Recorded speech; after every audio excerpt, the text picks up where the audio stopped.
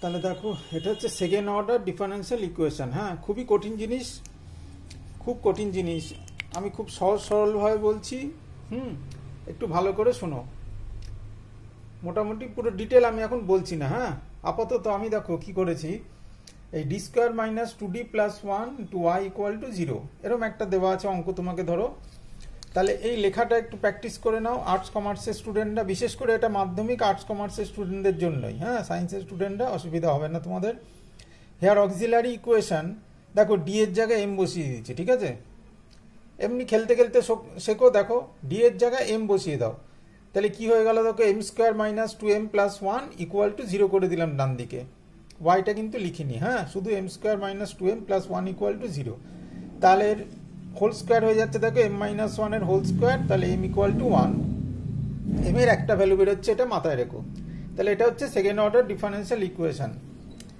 এবার দেখো আরেকটা দিয়েছি আমি, D square minus 7d plus 12 into y equal to 0। তাহলে হেয়ার অক্সিলারি ইকুয়েশন কথাটা একটু মনে রেখো, মুখস্থ করে নিও।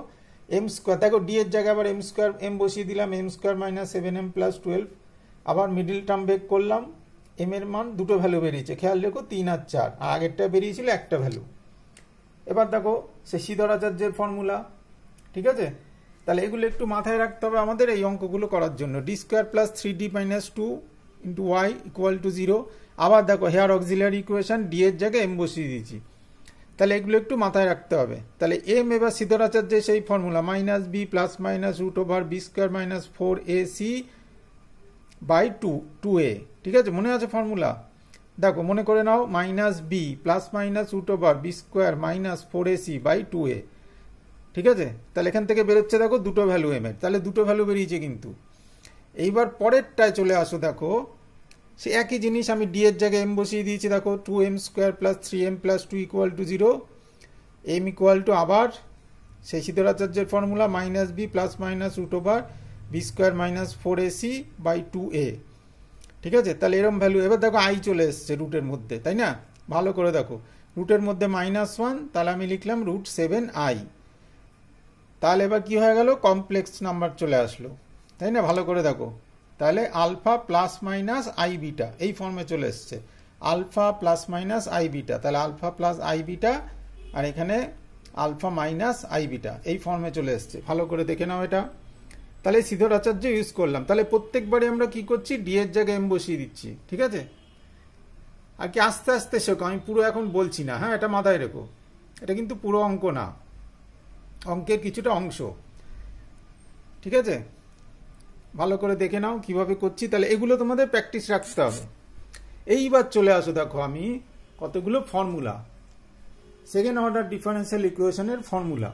তাহলে ফর্মুলা কিরকম আছে দেখো, এগুলো মুখস্থ করে রাখতে হবে। তোমরা ইমিডিয়েট এগুলো মুখস্থ করে নাও, ঠিক আছে? ইমিডিয়েট মুখস্থ করে নাও। y equal to a e to the power m1x plus b e to the power m2x when m1 and m2 আর real and distinct, real and unequal, ঠিক আছে?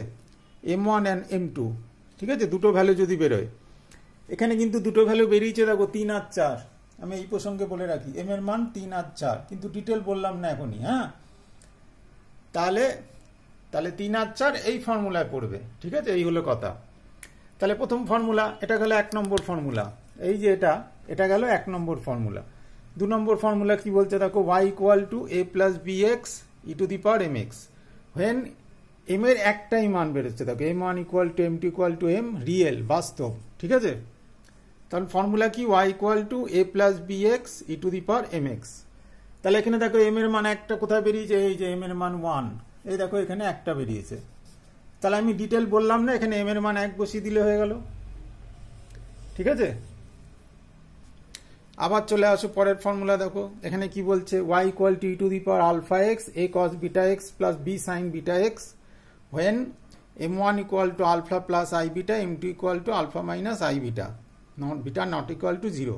তাহলে কি হলো, তাহলে i beta, alpha plus i beta, alpha minus i beta, খেয়াল থাকে জানো, তখন m এর মান যখন বেরোবে তখন কি হচ্ছে formula, y equal to e to the power alpha x a cos beta x plus b sin beta x, যখন m এর মান এই ভ্যালুগুলো। আগে দেখেছো m এর মান যখন একটা তখন এই ফর্মুলা, m এর মান যখন দুটো তখন এই ফর্মুলা। তাহলে তিনটে ফর্মুলা তোমাদের মুখস্থ করে রাখতে হবে পুরো, সেকেন্ড অর্ডার ডিফারেন্সিয়াল ইকুয়েশন।